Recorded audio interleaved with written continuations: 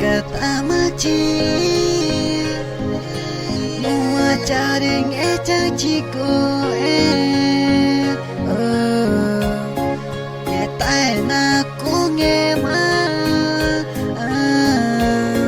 chai kata manu change ma tak kachiku ma tama chamana ki u cho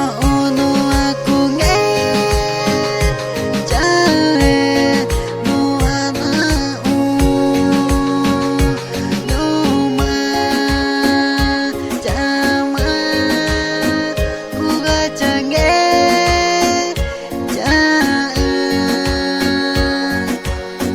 chama kuka no cha unya ingune vari kumari tama cha kai ku e makani nyo ma chama kuka nyo manua change cha nyo ma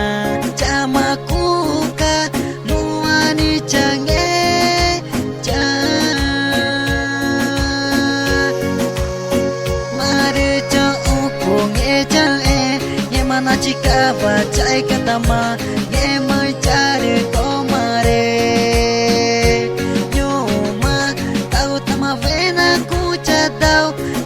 chikava chai katama no acharinge chachigo mare. Acesse Fidelis TV, divulgando as melhores músicas no YouTube.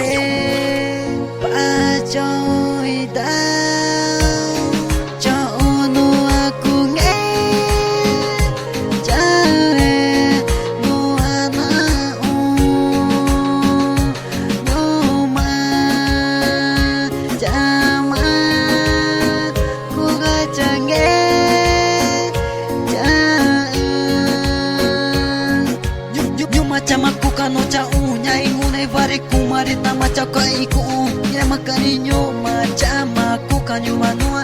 change cha nyo ma chore ma ne va nangu na kuka change cha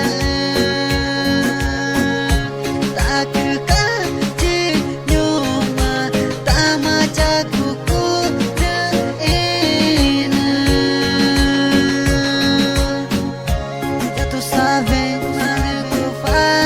soy chamani Fabrizio Sozinei de producer